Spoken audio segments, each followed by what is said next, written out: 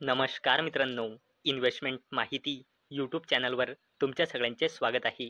तर मित्रांनो, आजच्या व्हिडिओमध्ये आपण जबरदस्त 4 कंपन्यांचा फायनान्शियल इयर 2026च्या क्वार्टर 1चा अपडेट बघणार आहोत. तर चला व्हिडिओ स्टार्ट करूया. तर सगळ्यात पहिले बोलूया कोटक महिंद्रा बँक लिमिटेडबद्दल. आणि मित्रांनो, जर तुम्ही या कंपनीला अशी तशी कंपनी समजत असाल तर मित्रांनो जाणून घ्या, ही कंपनी दोन्ही मेजर इंडेक्स म्हणजे निफ्टी 50 आणि BSE सेन्सेक्समध्ये ॲड आहे. यावरून तुम्ही अंदाजा लावू शकता की ही कंपनी एक जबरदस्त कंपनी आहे. आणि मित्रांनो, अवेलेबल डेटानुसार म्हणजे मार्च 2025 नुसार या कंपनीमध्ये प्रमोटर्सची होल्डिंग आहे 25.88%, FISची होल्डिंग आहे 32.65%, DISची होल्डिंग आहे 29.13% आणि कोटक महिंद्रा बँक लिमिटेडमध्ये पब्लिकची होल्डिंग आहे 12.34%. तर मित्रांनो, कोटक महिंद्रा बँक लिमिटेडने आपल्या फायनान्शियल इयर 2026च्या क्वार्टर 1चा अपडेट डिस्क्लोज केला आहे. तर मित्रांनो, या कंपनीचा net advances year on year बेसिसवर 14% आणि क्वार्टर ऑन क्वार्टर बेसिसवर 4.2%ने वाढून फायनान्शियल इयर 2026च्या क्वार्टर 1मध्ये आला आहे 4.45 लाख कोटी रुपये. तसेच कोटक महिंद्रा बँक लिमिटेडचा total deposits quarter on quarter बेसिसवर 2.8%ने आणि इयर ऑन इयर बेसिसवर 14.6%ने वाढून फायनान्शियल इयर 2026च्या क्वार्टर 1मध्ये आला आहे 5.13 लाख कोटी रुपये. चला आता बोलूया अशा कंपनीबद्दल ज्या कंपनीचे निफ्टी 50मध्ये सगळ्यात जास्त वेटेज आहे आणि त्या कंपनीचे नाव आहे HDFC बँक लिमिटेड.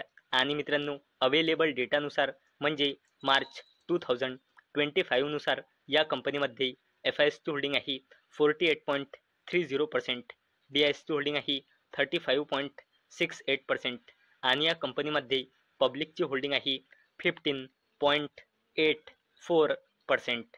तर मित्रांनो, HDFC बँक लिमिटेड या कंपनीने सुद्धा आपल्या फायनान्शियल इयर 2026च्या क्वार्टर 1चा अपडेट डिस्क्लोज केला आहे. तर मित्रांनो, या कंपनीचा gross advances year on year बेसिसवर 6.7%ने वाढून 2.6 लाख कोटी रुपये आला आहे, जो एका वर्षाआधी होता 2.4 लाख कोटी रुपये. तसेच HDFC बँक लिमिटेडचा डिपॉझिट्स इयर ऑन इयर बेसिसवर 16.4%ने वाढून आला आहे 2.6 लाख कोटी रुपये, जो एका वर्षाआधी होता 2.2 लाख कोटी रुपये. चला आता बोलूया टाटा ग्रुपच्या जबरदस्त कंपनीबद्दल ज्या कंपनीचे नाव आहे टाटा पॉवर कंपनी लिमिटेड. तर मित्रांनो, अवेलेबल डेटानुसार म्हणजे मार्च 2025 नुसार या कंपनीमध्ये प्रमोटर्सची होल्डिंग आहे 46.86%, FISची होल्डिंग आहे 9.38%, DISची होल्डिंग आहे 15.87% आणि टाटा पॉवर कंपनी लिमिटेडमध्ये पब्लिकची होल्डिंग आहे 27.57%. तर मित्रांनो, टाटा पॉवर कंपनी लिमिटेडने सुद्धा आपला फायनान्शियल इयर 2026च्या क्वार्टर 1चा अपडेट डिस्क्लोज केला आहे. तर मित्रांनो, फायनान्शियल इयर 2026च्या क्वार्टर 1पर्यंत या कंपनीचा सोलार प्रोजेक्ट्स झाला आहे 752 मेगावॅट, जी एका वर्षाआधी होती फक्त 354 मेगावॅट. म्हणजे मित्रांनो, यामध्ये आपल्याला इयर ऑन इयर बेसिसवर जबरदस्त 112%ची वाढ दिसत आहे. तसेच मित्रांनो, टाटा पॉवर कंपनी लिमिटेडची टोटल ऑपरेशनल कॅपॅसिटी वाढून पोहोचली आहे 5.6 गीगावॅटपर्यंत, ज्यामध्ये 4.6 गीगावॅट सोलार आहे आणि 1 गीगावॅट वाइंड प्रोजेक्ट्स आहे. आणि मित्रांनो, टाटा पॉवर कंपनी लिमिटेडचा एम म्हणजे उद्देश्य आहे आपली टोटल ऑपरेशनल रिन्युएबल कॅपॅसिटी 7.3 गीगावॅटपर्यंत पोहोचण्याची. फायनान्शियल इयर 2026पर्यंत, ज्यामध्ये 5.6 गिगावॅटचा सोलार प्रोजेक्ट्स असेल आणि 1.7 गिगावॅटचे वाइंड प्रोजेक्ट्स असेल.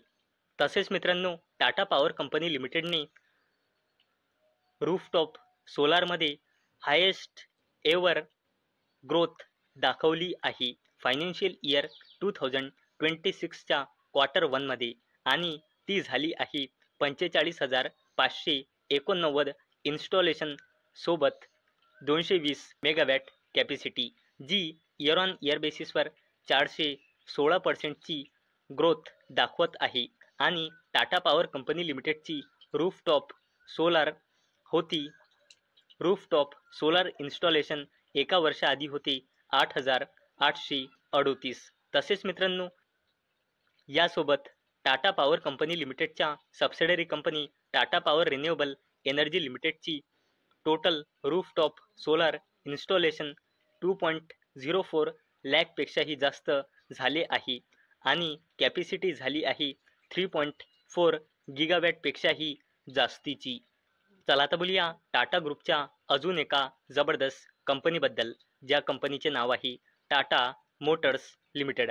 आणि मित्रांनो, अवेलेबल डेटानुसार म्हणजे मार्च 2025 या कंपनीमध्ये प्रमोटर्सची होल्डिंग आहे 42.58%, FISची होल्डिंग आहे 17.84%, DISची होल्डिंग आहे 16.88%, आणि या कंपनीमध्ये पब्लिकची होल्डिंग आहे 22.39%. तर मित्रांनो, टाटा मोटर्स लिमिटेडने सुद्धा आपल्या फायनान्शियल इयर 2026च्या क्वार्टर 1चा अपडेट डिस्क्लोज केला आहे.